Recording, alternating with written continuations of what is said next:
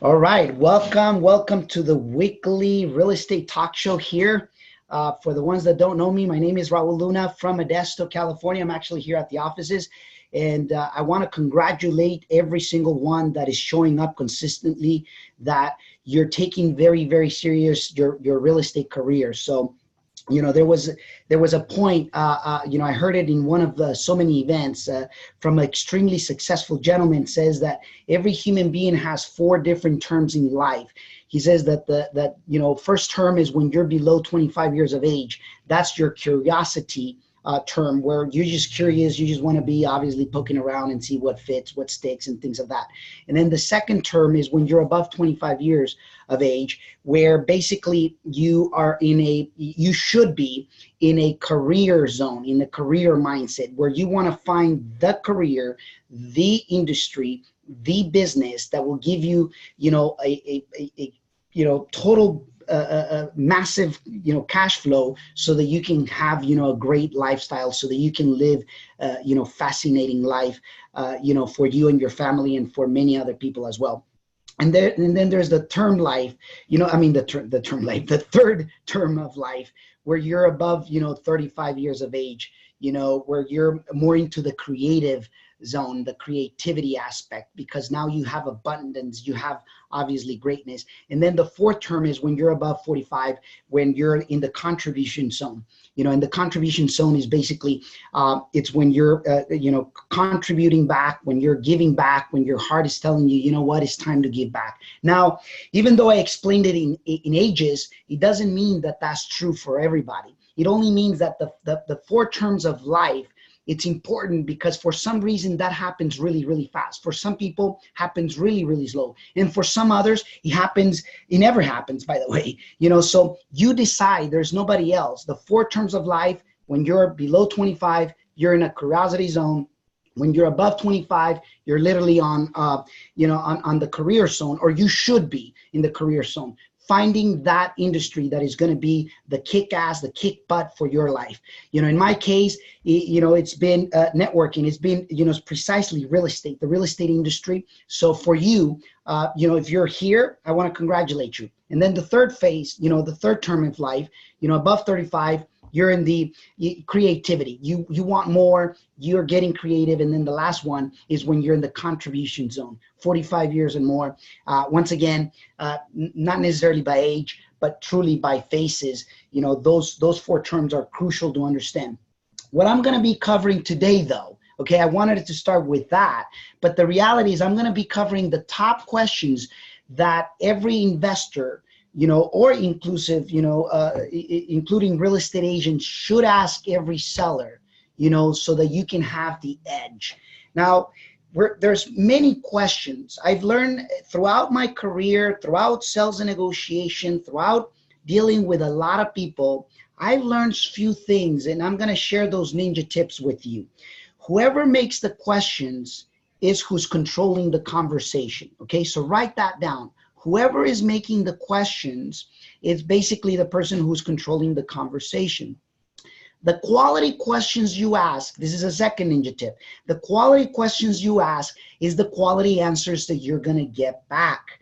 So make sure that you're asking quality, questions, so that you can get quality answers as well. Now, for the ones that don't know me, maybe I didn't share a little bit about myself, which maybe I should take a quick moment, precisely because I can't, assume that everybody knows me. I started real estate about 18 years ago, real estate investing in the real estate industry. And in my very first few years, it wasn't easy, ladies and gentlemen. It was tough, but that's because I had the school of hard knocks. I was doing it my own way. I didn't have what today exists, which, basically that's why you're here for, right? And interesting enough, even though I was born here, I was raised in Mexico, I get to experience the beauty, the excellence, the greatness of two different cultures and two different countries almost at the same time, because I came back to America when I was 8.5, going nine, and I started working at an extremely young age. And I'm grateful for that, because I know what it takes to build. I know what it takes to work hard. I know what it takes to, make things happen from scratch. I've been very blessed to be, to build a real estate empire. Obviously lost it all when I was at the age of 20, I think it was 26, 27 or something like that in the previous bust. I wasn't paying attention to the things that I'm paying attention today. I didn't have the conscious level and the mindset that I have developed today. When people don't have the right or correct mindset, they tend to blame everybody else except themselves. When you know that you know that you know that you have the right mindset is when you know that you're responsible for everything and anything that is happening in your life.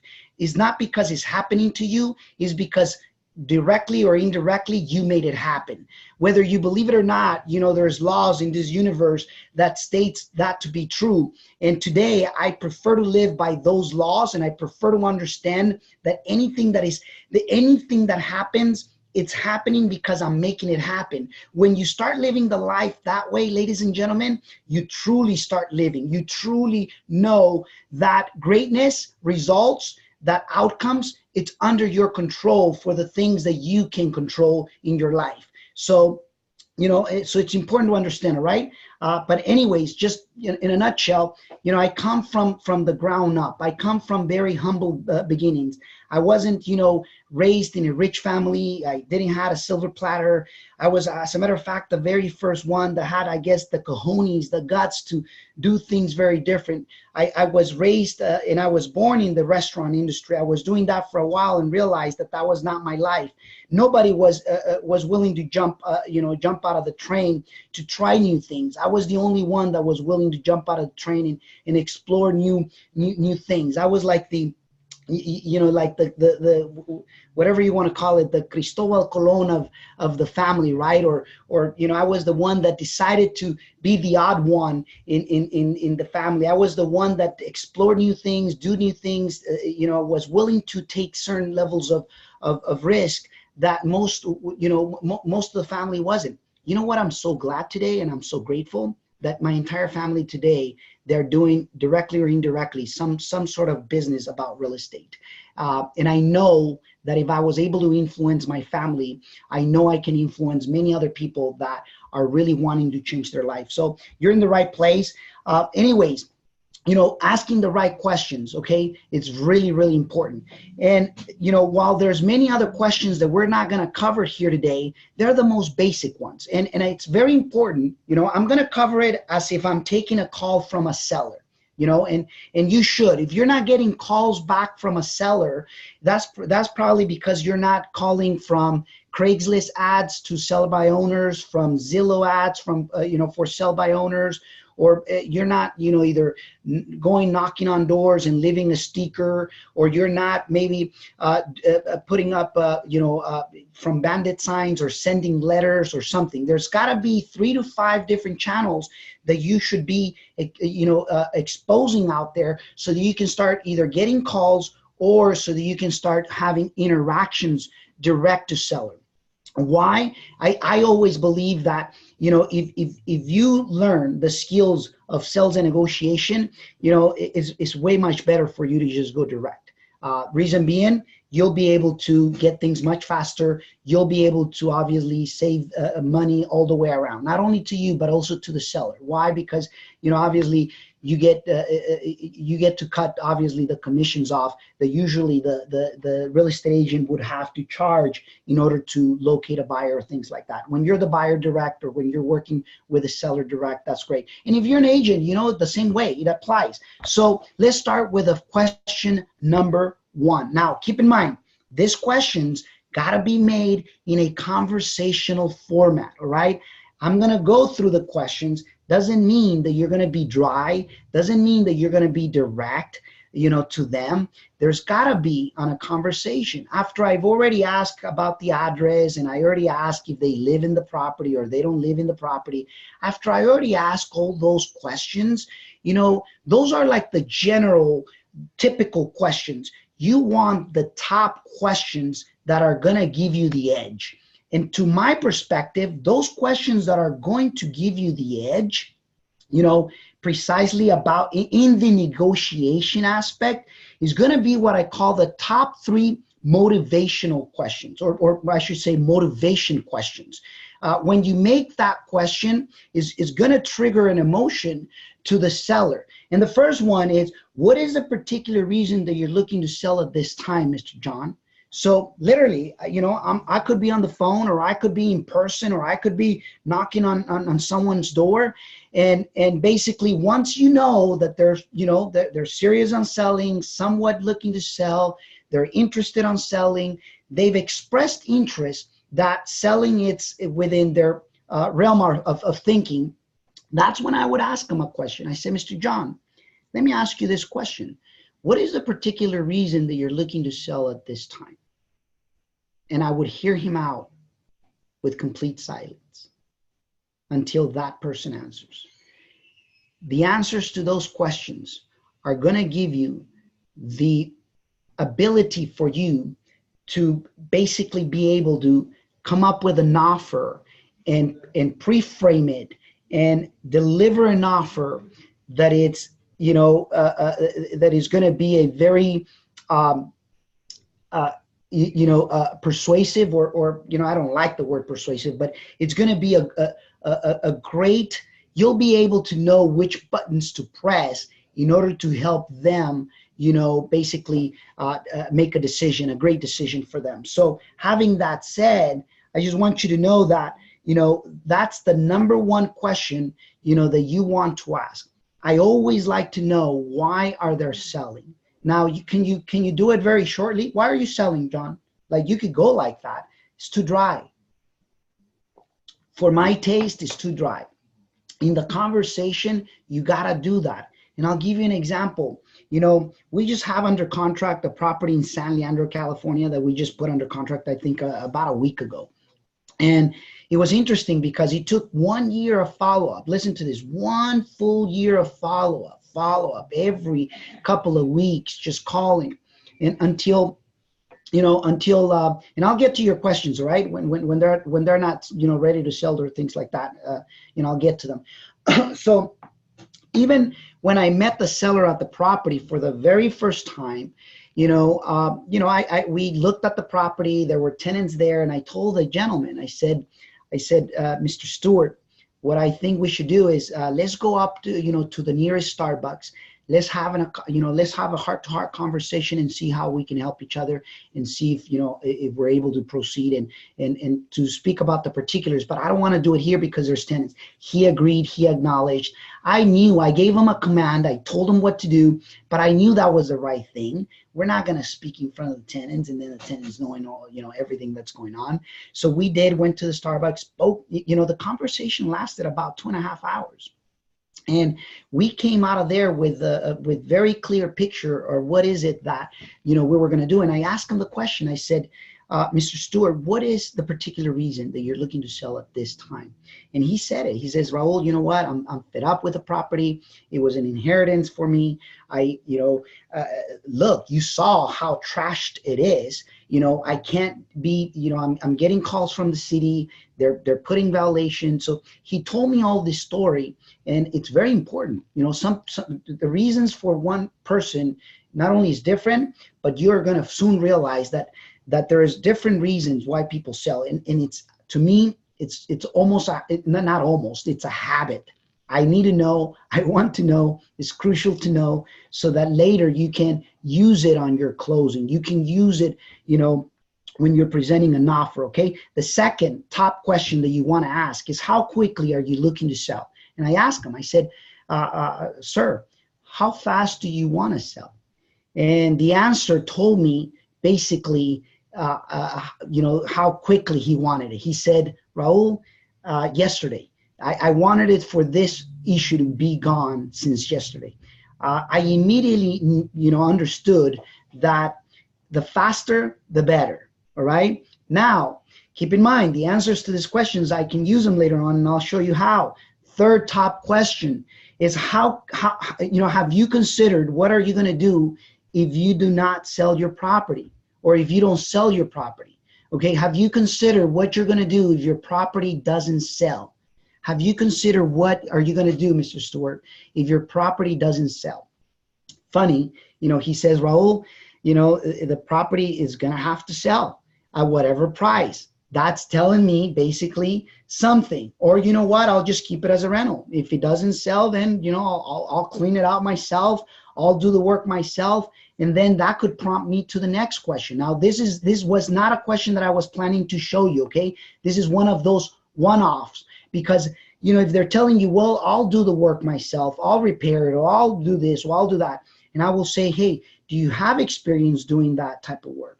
Well, I don't, but I'll hire it, see, or whatever it is. But see, that's not a super, even though it could be a crucial question, you don't ask that question until, they basically share with you that, oh, I'll do the work, or I'll hire it myself, and things of that nature. That's when you want to say, hey, do you know, or do you got experience, or have you hired a general contractor in the past, or have you hired people, and if the person says no, then once again, all of that, you're going to be accumulating it for the time when the closing comes. When the closing comes, you're going to need those answers, okay?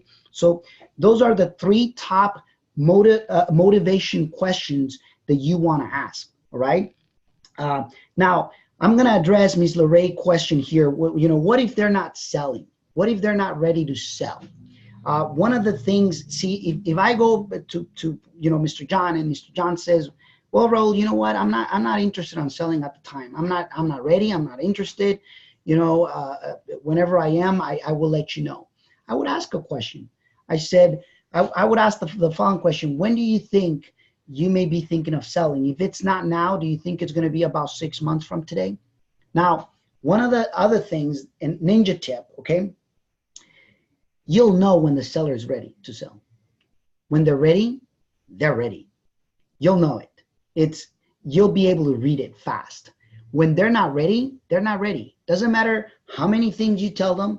Doesn't matter how many questions you tell them, or how you format it or pre-frame it. They're not going to sell. When they're not going to sell, they're not going to sell. Next, yeah, you could ask them questions like, when do you think you'll be ready to sell? Or do you know of anyone else that is ready to sell today? Or do you know of anyone else that can take a benefit of an all cash close quick offer? You could do that, and we do, but it's not like a question is going to make them sell. When the seller is ready to sell, just remember, they will sell. When they're not ready to sell, they're not going to sell. So it's very important to understand that, but you should sharpen your skills, your axe all the time. The following questions are also questions that are going to keep you, or are going to give you the edge, okay? For instance, I always like to know, what is it that they owe on their property? So I will say, Mr. John, what do you currently owe on the property right now? Out of the blue, like right after I got off the motivation questions, I will say, Mr. John, how much currently do you owe on the property? Or something to that effect. I will say, and I've gotten answers, different type of answers. I've gotten answers, well, that's not the subject matter. That's not none of your business. I've gotten those answers. And I've said, listen, it's important to know, because I want to be able to provide you, the best offer that I'm able to provide you. And sometimes we can take over financing. See, so basically, you're going to get all different type of answers. But when you come out of the blue and you just say, Mr. John, what do you currently owe right now on the property? They'll answer. Have you ever answered a question that later on you said, I don't even know why I gave them the answer, right? Because you were probably not thinking. So I always like to make that question really, really quick, right after the other ones. Right after I got, obviously, the answers, I will say, Mr. John, what do you currently owe on the property right now? And bam, he'll give me the answer. Or he'll say, I don't like to disclose that information. I said, I'll respect that. The only reason why I'm asking is because I want to make sure that I'm giving you my best and highest offer. And sometimes we can get creative. So how much do you owe on it? And I'll go back to it. If he actually resists, then let's pass on to the next one. So hopefully this is, helping you. The next top question, once I've asked, if they did answer how much they owe, then the next question will be, are you current on payments? are you current on payments? And this has a lot to do with, the reason why it's important. He or she may say, yes, of course I am current on payments, or they may say no. I've had situations where the reason they were selling it was because that same month was the very first month that they made the decision that they couldn't pay the lender anymore. So, you cannot assume. There are questions that are going to give you some, ammunition. Is going to give you, it's going to give you obviously the edge so that you can make the right offer. The following question: what are you looking to sell your property for, Mr. John? What are you looking to sell your property for, Mr. John? And I've gone a whole bunch of different answers, ladies and gentlemen. When I ask those questions, I've gone answers such as, well, that's why I'm calling you. Or, well, you told me that you want to buy it, so you're the expert. Go ahead. I want to know. Or they'll tell you, you know what? Why would I disclose you what I want when, it's going to put me at a disadvantage? I've gone a ton of different answers. Doesn't matter what you get. Ask the question. And when you ask the question, whatever answer you get, this is whatever answer you get from them, this is what I ask. This is what I share with them. Mr. John, let's say they say, well, why would I give it to you? I don't know. You tell me. And I said, listen, every seller, Mr. John, knows exactly what they want. Because if I tell you that I'm going to give you $10,000 for your property, I'm pretty sure you're going to jump out of your skin and say no to it, right? But if I tell you I'm going to give you $5 million for your property, and assuming that the property is only worth, whatever, 500,000 or whatever it is, you'll know that I'm just joking around. See, so every seller knows what they want. And because I respect your time and I want to be effective, what is it that you have in mind, Mr. John? What do you want for your property? And that's how I would go back to it. Are you getting the picture here? So, and I'm really good at, being able to get people to, give me their price. Yeah, a few times they don't. And when they don't, I tell them, listen, that's perfect. No problem. I'll get you an offer. But just keep in mind that if you already know, you could save everybody time. At the end of the day, what good does it make to make you an offer on a price that maybe, you feel that is not what you're looking for? So let's just be effective and let me know what you want. So what do you want, Mr. John? And then I go back to it.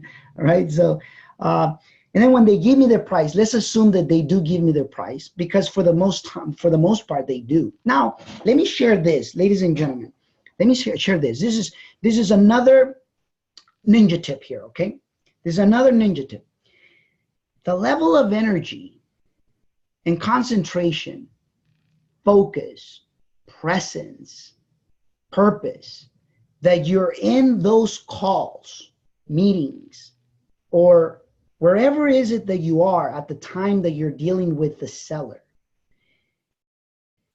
has a lot to do also. You can sum it all up as your level of, aura or energy. If you're feeling nervous, or if you're feeling distracted, or if you're not all in, believe me, they can feel it. If you're not confident in your own skin, in your own life, in your own spirit, when you're making these questions, they know it. There's a language, there's an unspoken language. Call it spirit, energy, call it aura, call it whatever you want to call it. But there's an unspoken language that we as humans know when someone knows what they're talking about. When someone is asking the quality questions, in the proper time frame. Okay, so all of these questions, once again, is got to be conversational. I'm going to be with Mr. John, and I'll give you a quick, format on how is the call, just a very quick format of how the call goes when somebody, for instance, calls us, the telephone rings and I say, hello, this is Raul. And then they'll say, hey, you sent me a letter. I said, yes, Mr. John, we sent you a letter. Are you looking to sell? My very first question is, are you looking to sell? He says, and I'm going to make the assumption that he says, well, I've been thinking about it. Yeah, what is your offer? Yeah, I've been thinking about it. What is your offer? I said, perfect. You have called the right place. Let me explain how is it that we go about. We have a simple 4-step process here. Number one, we make you we ask you a few questions about your property, and and then number two, right after that, I'll give you an offer within 24 hours. Number three, if you like our offer, then guess what? Within 14 days, you get your money on your bank. And basically, number four, you got your money, we get the property, and that's how it works. So can we get started? Yes, assuming that everything goes really, really well. But the same thing is true with anybody. The same thing is true when you're in person. Now if they say no, they say no. You can't do anything about it. We get more rejections, we get more no's, and that's okay. I'm going for the yeses. I'm also going for the no's, because to get to the yeses, I gotta cross through the no's. So anyhow, once I explain that, I give them a very small snippet of the 4-step process. We're going to need to gather some information. I'll ask you a few questions. I'm preparing them right away. Second, we'll make you an offer within 24 hours. You like it perfectly, we go under contract. And then step number 4, 14 days, you got your money, we got the property, and that's how it works. And that's when I start, gathering some info. But still, it's in the conversational mode, right? So once they told me the price, they said 500,000. I said, Mr. John, is that price flexible? Is that price flexible? Well, Raul, a little bit. And then the next question, okay, will be, so I ask him if that price is flexible. He says, well, could be. And then the very next question will be, how did you establish that number? How do you came up with 500,000? And he may say, hey, I Zillow, Redfin, or the market, or, I've been going to open houses, and I've seen other properties that are smaller than mine, that are uglier than mine, that are, you'll hear it. You'll hear all the same stories. Everybody thinks that they have the best, beautiful castle in the entire world. And, but, this question still remain valid and true. Where in this case he says, well, the agent told me, or whatever it is, doesn't matter. I will still ask him, because, what if he says, well, that's what I feel the property is worth. I haven't seen it nowhere, or that's just my feeling. Then you don't know if that number is actually backed up by something that is a true fact out there, okay? It's important to know. Once, let's just say they say Zillow, then I gotta be ready for what it is. When people tell me, hey, I got it from Zillow, my answer is perfect. Zillow usually is not the best source from experience, for valuation, because they don't consider conditions. They don't consider if there's any repairs. They don't consider many factors. If the property is on a flood zone or it's not, if it's a pitch roof or a flat roof, if it's, they consider strictly by square footage, and that's very vague. I'm assuming you want the best offer rather than just a random offer, because if you go to Zillow right now and ask them to buy their property at what they say that they're valuing at, more than likely they're not going to buy it. So you got to be ready once again, whatever it is, or they may say, well, the appraiser, an appraisal got done.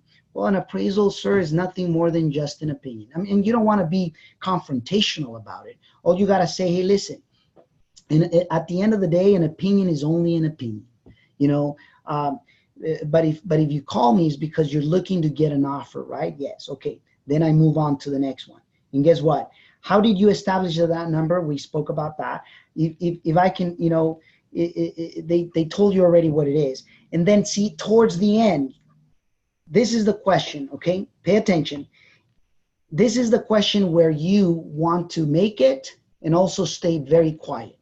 So after I got all that information, whether I'm in person, on the phone, or whatever, I'm gonna come back and say, if I can make you an all cash offer, close in your time frame, or as quick or as low as you want, and me paying all of the standard closing cost, making it the most seamless transaction in your entire life, what is the best price you can do for me?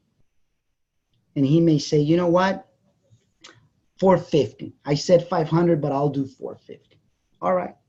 And then the very next question will be, is that the best you can do? Is that the best you can do? But see, it's not only what you say, but it's how you say it. Look at my facial expressions, my tonality, my voice tonality. Is that the best you can do? Because it's important. Now, you may, you may not feel comfortable with it. Do it in your own personality. All I'm saying is when you add tonality, when you add facial expressions, when you finch it, and I'm going more than just questions here. I'm going more into negotiating now aspects. Now, don't get sidetracked. When a seller is ready to sell, they will sell. Okay? It's not just about the strategy, or it's not about just the pure question. It's they gotta be ready to sell. All right. And I've made those questions. I made the questions. And as a matter of fact, I did it with my San Leandro deal. I said, Mr. Stewart, understanding all the intricacies, that about your property, understanding obviously that all the trash out that obviously you got to do, that the tenants are just completely ripping your place apart, the headaches that you're basically going through, the calls that you're receiving from the city, and the violations that are and liens that are being placed on the property, and having to know that all of that is your responsibility at the end of the day, and that the tenants on top of it are not paying you rent. And if I can just come in, pay you all cash, close quick, pay all the standard closing costs, what is the best you can do? And he had spoken at $300,000 with my partner over the phone. When I met him in person, he says, "You know what, Raul? Based on everything that that you just explained, I'll do it for $250." And I said, "Is that the best you can do?" And I looked at him like that. Mr. Stewart, is that the best you can do? And he said, "Well, there's a little bit more. I mean, but I mean, the best, there's just maybe 240. So one question could be 10 grand, 50 grand, 100 grand. Yesterday, I made a call, 10 minutes, gave me $100,000, 10 minutes. As a matter of fact, that deal, I'm going to be showcasing it in my next meetup, which is every fourth Thursday of every month in San Mateo, California. And it's amazing. One call, 10 minutes, $100,000. Why? Because these questions, not only the questions work, but you got to work the questions. The question doesn't work by itself. It works when you are really, when your energy is the right one, when you are obviously in the putting the voice tonality, you're putting obviously all your source, all of your being in it, right? So once you ask them, it's that, is that the best you can do? Guess what? They may say yes. That's the best I can do. I won't move. I can't budge. Anything more. And I'll respect it. I'll say, okay, perfect. Now, the following question that you want to write down is, what are you going to do with the sale proceeds? Any plans, Mr. John? Any plans with the sales proceeds? Or what are you going to do with the sale proceeds? Any plans, Mr. John? That question has actually allowed me that not everybody, but some people have said, listen, no, it's just going to be park at the bank. It was an inheritance. I may just do some upgrades at the house. I don't need the money. And guess what? That's when I ask them, will you be willing? This is another top question. See, that's why that question is going to lead me to the next one. Are you open to seller financing? And they may know what it is, they may not. And I tell them a very simplistic explanation. I said, seller financing is like you acting as the bank. Instead of me paying the payments to the bank, I will pay them to you. Some people are open, some people are not. But see, I've gotten a lot of seller financing sellers by just merely asking the question, hey, any plans with the sale proceeds? Or what are you looking to do with the sale proceeds? Any plans for it? Whatever it is, but, make sure that it's natural, make sure it's within the conversation. And I got stories about that, over and over and over. And then the last question that we're going to be covering here today is, have you discussed selling your house with anyone else? Have you discussed selling your house with anyone else? Why is that important? Why is that question super important? Because I need to know if they have discussed it with somebody else. then I know that there's going to be some sort of possibly potential competition. There could be different type of information, and there could be obviously people that are going to be sharing. There's. Would you agree that there's, for instance, investors out there that they don't know what they're doing? They're probably overpaying for things. You bet they are.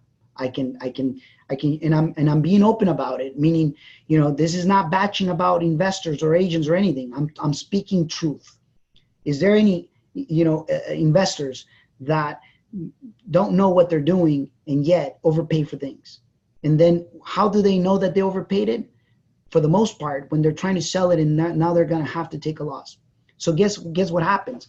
When I know that they're already talking with somebody else, I gotta, I would like to know, so that way I know how I prepare myself, at the same time. And one of the things is I gotta assume all the time that they are. I gotta assume it. Very rare they're not, but I gotta assume. That's gonna give you the edge, because if they truly are and they tell you about it, well, you're gonna have to be quicker about it.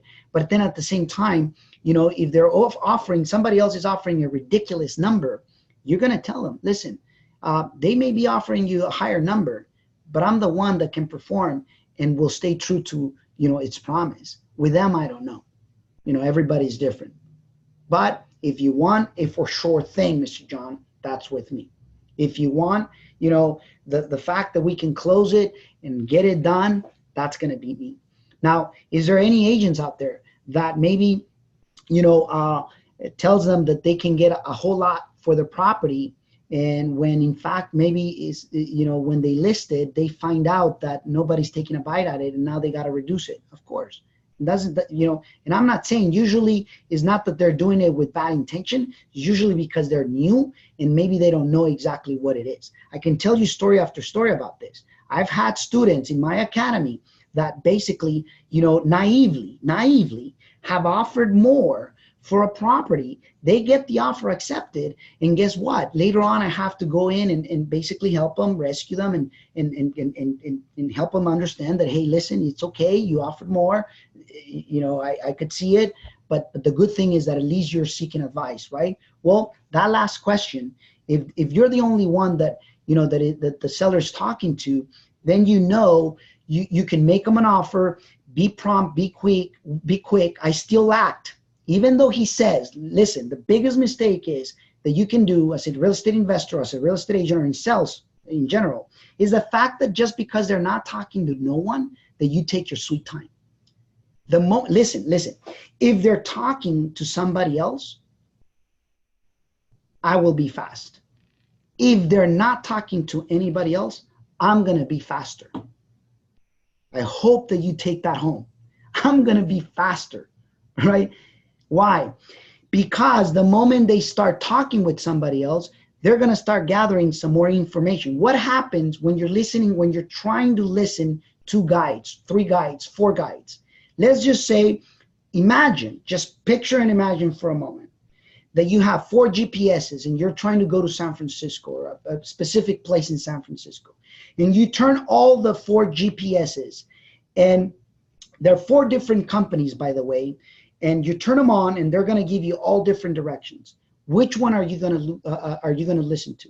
You're going to get freaking confused, and then a confused mind never takes action. A confused mind never takes action. So if they're not talking to anybody, keep it simple, be faster so that no one gets confused. If they are talking to someone, then at the end of the day, you want to be fast. You want to obviously do keep your promises to the letter. You want to be sharpened up. You want to be likable. You want to be trustworthy.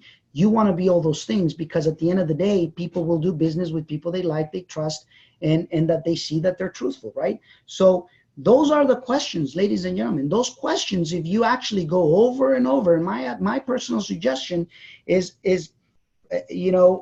practice them, role play them, over and over and over and over again until they become, you.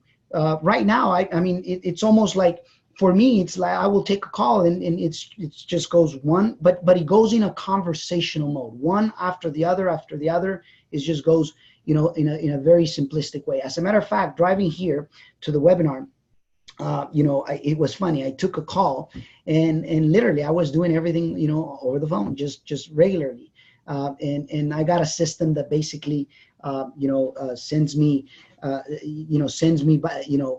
sends me everything that I've been talking about, and it gives me the ability to obviously recap it later on. So for training purposes and for, you know, things of that nature. So anyways, you know, those are the questions. Any questions that you guys may have for me, feel free. This is the time. Okay, I got one says, shouldn't that question be asked in the beginning rather than the end? Well, the thing, as long as the question gets asked, Ms. Gloria, you could ask it at the beginning, you could ask it at the end. Keep in mind, I think more important than when is it asked is as long as it's asked in a conversational format. I think that's key. If you ask it at the beginning and if it's done in a conversational way, perfect. If it, you know, at the end of the day, on the very first conversation that you have with that seller, the questions that I went through with you guys are the ones that you want to make sure you have answers to. And on another webinar, I'm going to share the different personalities and how those influence whether you get the answers or not. In other words, just because you got those questions and you ask them doesn't mean every personality is going to answer them. You know, I use a quadrant, you know, for personalities, and I'm going to be sharing that, you know, in a later time. But that's basically the questions that, you know, trust level first with a seller, in which question is asked first. Trust level first. Yeah. To me, it's all about getting to know the seller first. To me, it's about getting to know about their lives, their hobbies, their, you know, especially when they allow it. Once again, every personality is going to be different. You know, personal development or, you know, human development, I love it. This is what I study. This is what I decided to invest my life in, because if I understand myself, I can understand you. If I understand myself, I can understand others. If I understand myself, I can, you know, help others as well. I can understand the seller's position. I can understand their motivation. So it's really more about master yourself, master you, so that you can know how to help others, you know, with whatever is it that they're looking to achieve. All right. So any other questions, ladies and gentlemen, before we wrap up here today? Any other questions? Okay, seems like, you know, there's no questions. Awesome. Well, you know, I want to congratulate every single one that attended here today, you know, and that took the space and the time. Okay, it seems like we have one question. Okay, when do you plan to send the recording? Awesome. The recording is going to be, I think it takes about 24 hours or less, because my tech people gets it, and then they got to obviously I think they got to do something with it or upload it or send it out or something like that. So give it about 24 hours. Okay. And it should be obviously available for you guys. My advice or suggestion, write down the questions, repeat those questions, make them part of your life, and role play, or go out there. The best experience, ladies and gentlemen, is when you're growing. And when you're growing, it's when you're putting yourself into the uncomfortable zone, is when you're there in the trenches doing it. It's okay to mess it up. Make some phone calls from you know the best way. I'm a faster learner when I'm doing the thing, the very same thing. So, you know, go to Craigslist, call 20, 30, 50, 100 sellers that are for sale by owner. Mess it up with them. Didn't cost you anything other than time. Mess it up. Go ahead and just and if you want, you know, it's up to you. But I remember, I don't do it today, but I remember when I used to record myself on a little recording device. Today, technology allows it to do it in so many different ways. And I will study it and over and over and over and over. And sometimes I will hear myself, and at the beginning, I didn't like it. At the beginning, it was like, oh, don't tell me I said that. And I was very critic of my own self, because I was thinking, oh, don't tell me that I said that. Yeah, you did. It's there. And the interesting thing is, it becomes better and it becomes better. So invest in your growth so that your growth can give you freedom. Congratulations. We get to see you the next time. And we get to see you every Wednesday, the same channel, at the weekly real estate talk show. And on the meetup, it's every fourth Thursday, ladies and gentlemen, every fourth Thursday. That's where you're going to be able to attend every fourth Thursday in San Mateo. It's called Buying Properties, Bay Area Buying Properties for Profit, Bay Area Buying Properties for Profit. And then last but not least, if you're looking to get amazing, freaking amazing real estate investing tips and the recordings of the meetups, as well as, case studies, go to reiprofitvault.com. reiprofitvault.com is a $7 a month membership that you can get your feet wet in real estate. Not only you get your feet wet, you get to hear experienced people, living 100% a great life in real estate, by real estate, because they decided to go all in. So if you're an all-in person, for just a little bit over, over what a cup of coffee costs, you'll be able to get some freaking amazing information in your hands that you're going to be able to learn from. And the key of anything, the key of learning is to taking action. The key to learning is to take action on it. Thank you very much. Congratulations. We'll get to see you next week.